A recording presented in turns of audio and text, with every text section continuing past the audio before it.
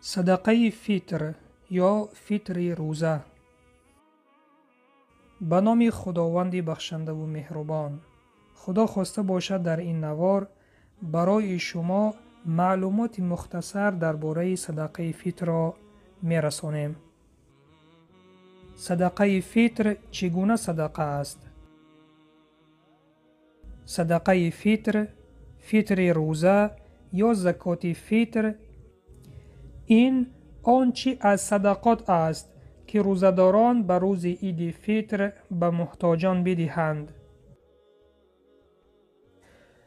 حکم صدقه فطر چیست؟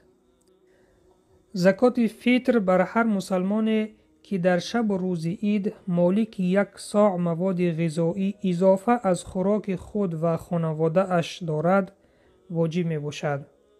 برای شخصی مسلمان واجب است تا زکات فطر خود، همسر، فرزندان نابالغ و کسانی را که نفقه اشان بر وی است بسپارد. اگر طفل تا در آمدن وقت نماز بامداد روز عید تولد شود، برای او نیز صدقه فطر داده می شود. و دلیل واجب بودنش این حدیث است. از عبدالله ابن عمر خداوند از آنها راضی باد روایت است که فرمود رسول اکرم صلی الله علیه و سلم زکات فطر را 1 صاع خرما و یا 1 صاع جو بر شخص آزاد و غلام، مرد و زن، کوچک و بزرگ مسلمان فرض گردانیده و امر کردند که پیش از رفتن به نماز عید پرداخته شود. روایت بخاری و مسلم. صدقه فطر کی داده می شود؟ چنانه که در حدیث در بالا ذکر کردیم، بهترین وقت دادن صدقه فطر این روز عید پیش از نماز عید است. و این چنین شخص می تواند صدقه فطر را 1 چند روز پیش از نماز عید بدهد. و تأخیر کردن صدقه فطر بعد از نماز عید جایز نیست. در حدیثی که ابن عباس خداوند از او راضی باد آمده است که پیامبر صلی الله علیه و سلم فرمودند کسی که بعد از نماز عید صدقه فطر را ادا کند، صدقه از صدقات حسابیده می شود. روایت ابو داوود. یعنی آن صدقه حسابیده می شود ولیکن اجر صدقه فطر را انسان نمی گیرد.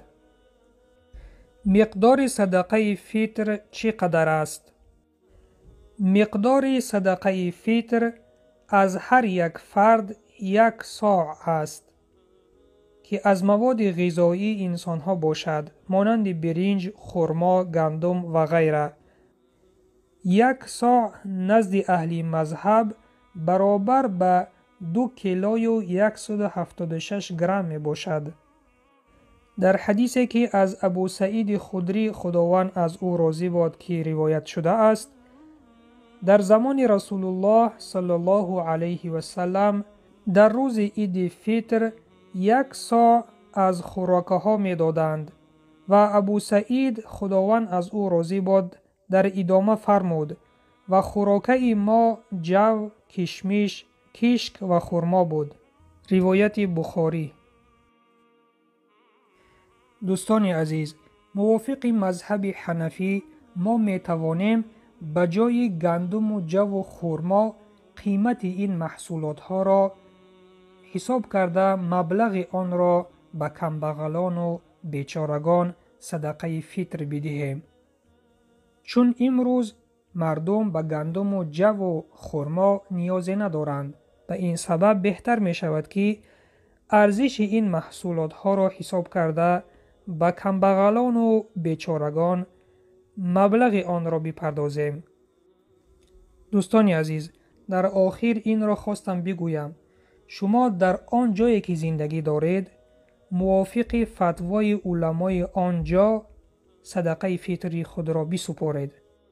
اگر شما در تاجیکستان زندگی دارید پس موافق آن مقداری که علمای آنجا معین کردن بسپارید.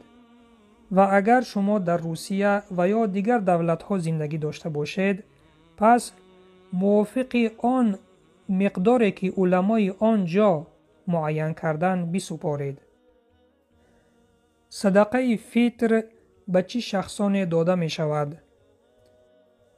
صدقه فطر برای گروه‌های 8 گانه پرداخته می شود که برای آنها زکات مال داده می شود که خداوند نسبت آنها چنین می گوید: به نام خداوند بخشنده و مهربان، صدقات برای فقیران است و مسکینان و کارگزاران جمع آوری آن و نیز برای به دست آوردن دل مخالفان و آزاد کردن بندگان و قرضداران و خرج در راه خدا و مسافران محتاج، و آن فریضه است از جانب خدا و خدا دانا و حکیم است.